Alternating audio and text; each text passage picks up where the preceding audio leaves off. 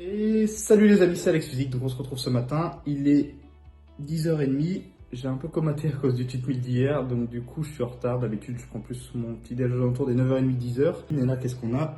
Le petit déj en forme de cœur ce matin, 6 blancs d'œufs, 50 g d'avoine, un demi-pamplemousse avec ici les compléments, donc j'ai quoi? J'ai deux multivitamines, un oméga 3, un antioxydant, un magnésium, avec pour les articulations, collagène et glucosamine, et le petit thé vert.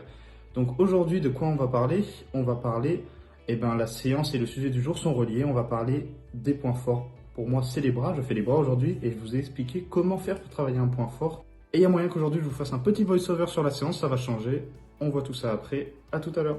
Et on se retrouve les amis pour le début de la séance. Donc j'ai fait mon deuxième repas, pareil, toujours pareil, 20 g d'amandes, une banane et 30 g de whey. Et ensuite j'ai pris mon pré-workout, donc le Pump Explode avec les aminos essentiels dans mon shaker. Donc je vais vous faire un petit voice-over pour vous expliquer la séance. Je ne vais pas l'expliquer avant, je vais le faire pendant le training. Je pense que ça réduira la taille des vidéos et ce sera beaucoup plus plaisant à écouter. Il y aura un truc à écouter et un truc à regarder, c'est bien. Donc qu'est-ce qu'on fait aujourd'hui? On va faire les bras. Donc les bras, pour moi, c'est un point fort. Et donc, je vais vous expliquer comment je travaille et comment je pense qu'il faut travailler un point fort. Je vais, parler de ma vision. C'est pas ce qu'il faut faire forcément qui marche pour tout le monde, mais essayer. Pour moi, ça a plutôt bien marché, ça a équilibré mon physique et j'ai toujours maintenu les bras en point fort. On se retrouve pour la séance. Donc, on va parler du détail de la séance. Donc, comment la séance elle va s'organiser. Je vais faire tout en superceps, biceps, triceps. Je vais commencer par du curl à la barre lourde où je vais tricher un peu. Je vais faire 8 répétitions. Je vais enchaîner avec les triceps que je vais faire à la barre à 15 répétitions. Ensuite, je vais faire du curl prise marteau, 15 répétitions, triceps à la corde, 15 répétitions. Et je vais finir par du curl pupitre, 20 répétitions et des extensions triceps à la barre, 20 répétitions.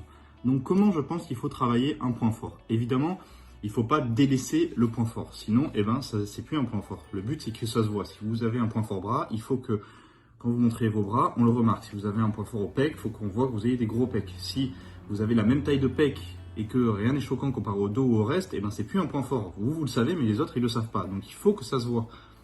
Donc, évidemment, on n'entraîne pas autant un point fort qu'on entraîne un autre muscle, voire un point faible. Si vous avez l'habitude de travailler 2 fois les jambes par semaine et que les épaules c'est un point faible et que vous les faites 3 fois et que c'est les pecs votre point fort, les travaillez pas 2 fois par semaine. Une fois ça suffira amplement, mais il faut continuer à les faire. C'est évident. Par contre, ce que vous pouvez faire, c'est que vous pouvez arrêter de les faire à certains moments. Par exemple, pendant une prise de masse, pas tout le temps, mais pendant 2-3 mois, vous arrêtez de les faire et quand vous rentrez en sèche, vous les reprenez pour qu'ils ne perdent pas en volume, mais au moins ça permet de rattraper un peu le reste. Ça reste toujours un point fort, mais vous mettez un peu moins l'accent dessus pendant un certain temps. Une prise de masse, c'est bien, et ensuite vous le reprenez en sèche. Il faut quand même faire attention, on ne peut pas faire ça avec tous les muscles. Vous ne pouvez pas vous amuser à faire ça avec vos jambes. Vous savez que si vous arrêtez de travailler vos jambes, vos jambes, elles fondent, c'est fini. Pareil pour les pecs, vous pouvez les mettre de côté un petit peu, mais il faut les travailler. Je parle surtout pour les points forts du genre bras, épaules, ensuite un peu plus ciblé, par exemple les trapèzes ou les mollets. Donc ça, vous pouvez le mettre de côté à un certain moment et le reprendre. Ça, c'est des points forts que vous pouvez mettre de côté. Les gros muscles comme les jambes, les pecs, le dos, vous ne pouvez pas mettre de côté trop longtemps, voire pas du tout. Mais vous ralentissez juste comparé à un autre muscle. Ensuite, ça paraît assez évident, mais si c'est un point fort, il est forcément gros. Vous pouvez mettre des grosses charges dessus. Donc concentrez-vous sur le détail. Regardez ce qui ne va pas dans ce point fort. Essayez de voir les petits détails. Vous avez la chance que le muscle se développe plutôt bien. Donc concentrez-vous sur les détails pour avoir un muscle parfait. Moi, par exemple, les bras, je sais que niveau triceps, ils sont plutôt bien. Il n'y a pas trop de trucs à rattraper. Par contre, niveau biceps, je pourrais avoir un pic un peu plus gros. Donc, je me concentre vraiment sur le pic de mon biceps à chaque fois que je l'ai fait. Ça sert à rien que je fasse une séance normale de biceps. Mon biceps est déjà bien. Donc, concentrez-vous vraiment sur le détail. Ensuite, deuxième chose, regardez les déséquilibres. On a tous des déséquilibres, c'est normal. Vous avez peut-être, je prends encore l'exemple des pecs, peut-être le pec en point fort, mais pec droit un peu plus développé. Donc travaillez essentiellement votre pec gauche, rajoutez un exercice entier pour le pec gauche, rajoutez des séries pour le pec gauche. Vous avez la chance d'avoir ce point fort et de ne pas avoir à le travailler autant qu'un autre muscle. Donc à chaque fois que vous le travaillez, concentrez-vous sur les petits détails et les petits déséquilibres qu'il peut y avoir pour avoir le muscle parfait. Ensuite, là, je vais surtout parler de moi, de mon ressenti. Les points forts, je me permets de mettre des charges lourdes et de tricher. Normalement, c'est pas trop ce qu'il faut faire. Je mets du corps, je me balance énormément, par exemple comme le premier exercice. Mais pourquoi je fais ça? Parce que quoi qu'il arrive, je le ressens très bien, mon triceps, il travaille très bien, que je me concentre dessus, que je fasse des charges lourdes, légères, des séries courtes, des séries longues, je le sens exactement pareil. Il est congestionné à mort et il grossit. Donc, vous pouvez vous permettre de tricher. C'est les seuls exercices où vous pouvez vous faire plaisir. Donc, allez-y. Évidemment, les gens vont vous juger à la salle, mais vous ne pensez pas à ça. Amusez-vous un peu, parce que sur le reste des autres muscles, vous ne pouvez pas faire ça. Vous devez vous concentrer sur la contraction et sur le mouvement. Donc amusez-vous sur vos points forts, c'est surtout ça. Testez des choses, faites des choses que vous n'avez pas l'habitude de faire. Quoi qu'il arrive, il va répondre votre muscle, c'est un point fort. Ensuite, là, je parle surtout pour les bras, mais ça marche aussi pour d'autres. Par exemple, si vous avez les points forts jambes, favorisez les supersets. Ça va réduire la taille de la séance, vous aurez des séances plus intenses, mais aussi beaucoup plus courtes. Ça sert à rien de passer énormément de temps sur les biceps, ensuite sur les triceps, faire 1h30 de séance, alors que vous pouvez tout faire en 45 minutes. Optimisez ce temps.